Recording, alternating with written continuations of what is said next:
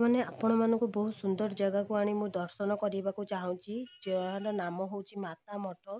ଏଠାରେ ଜଗନ୍ନାଥ, ବଳଭଦ୍ର, ସୁଭଦ୍ରା ଅଛନ୍ତି।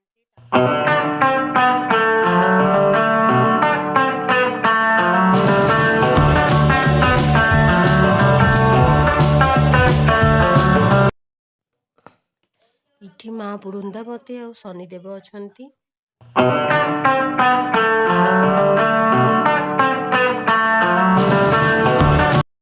ଦେଖିପାରୁଥିବେ, ଇଏ ହଉଛନ୍ତି କୋଟି ଓଡ଼ିଆଙ୍କର ଗୌରମଣି।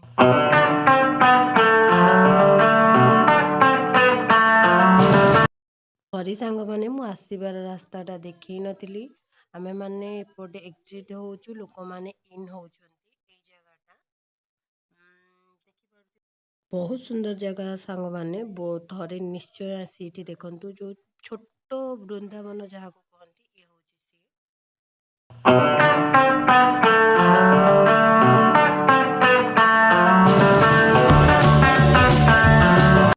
ରାଧେ ରାଧେ, ରାଧା କୃଷ୍ଣ ପ୍ରେମର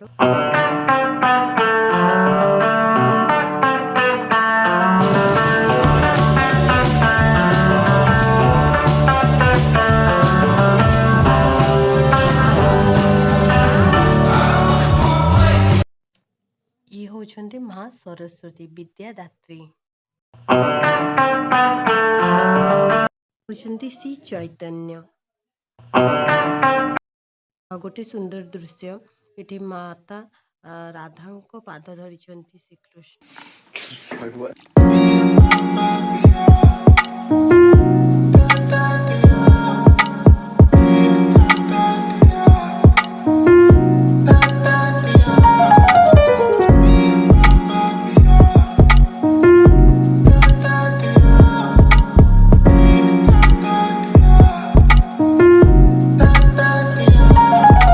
ଗୋଟେ ସୁନ୍ଦର ଦୃଶ୍ୟ ଦେଖନ୍ତୁ, ଇଏ ହଉଛନ୍ତି କୃଷ୍ଣ ସୁଦାମା, ବନ୍ଧୁତାର ଗୋଟେ ପବିତ୍ର ପ୍ରତୀକ ବୋଲି ଆମେ ୟାଙ୍କୁ ମାନୁ।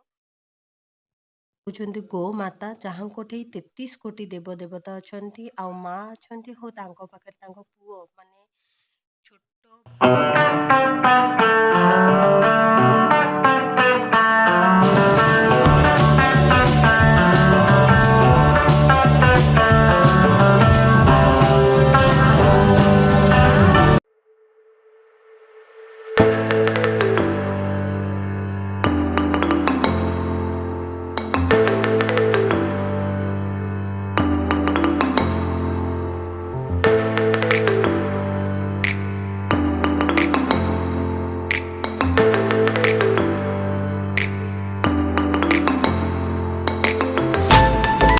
ଏଠି ପଞ୍ଚମୁଖୀ ହନୁମାନ ବି ଅଛନ୍ତି, ଦେଖିପାରୁଥିବେ। ଛୋଟ ଛୋଟ ମାଙ୍କଡ଼ ବି ଅଛନ୍ତି।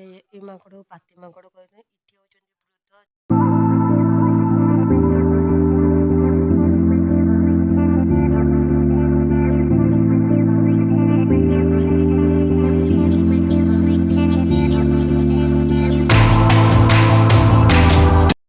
ଆଉ ଗୋଟେ ସୁନ୍ଦର, ଇଏ ହଉଛନ୍ତି ମା ଲକ୍ଷ୍ମୀ।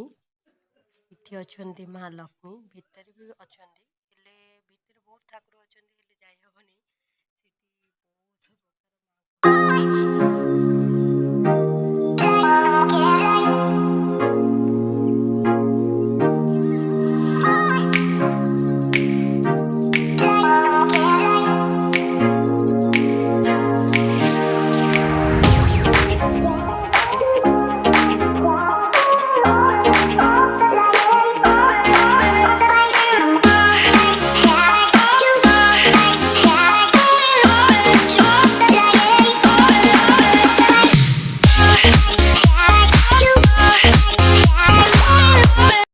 ଆପଣମାନେ ଦେଖିପାରୁଥିବେ, ଏଠି ସୁନ୍ଦର ଛୋଟ ଦୋକାନଟେ ଅଛି ଠାକୁରଙ୍କର ପୋଷାକର।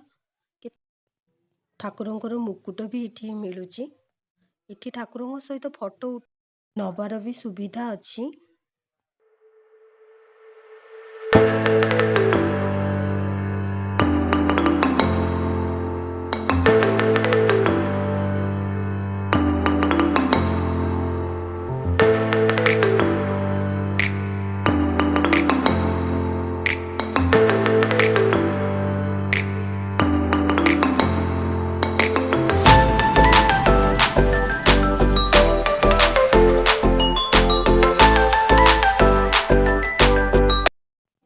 ଗୋଟେ ସୁନ୍ଦର ଜିନିଷ ଦେଖନ୍ତୁ, ଇଏ ହେଉଛି ଠାକୁରଙ୍କର ନୃସିଂହ ଅବତାର।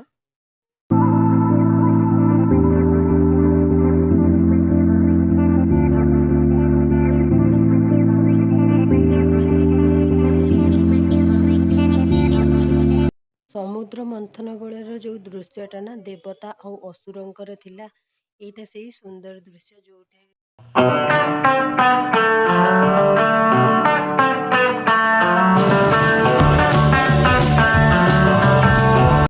ସାଙ୍ଗମାନେ, ମୋର ଯଦି କିଛି ତ୍ରୁଟି ଥିବ ତାହେଲେ ମୋତେ କ୍ଷମା କରିବେ। ଜୟ ଜଗନ୍ନାଥ। ହର ହର ମହାଦେବ।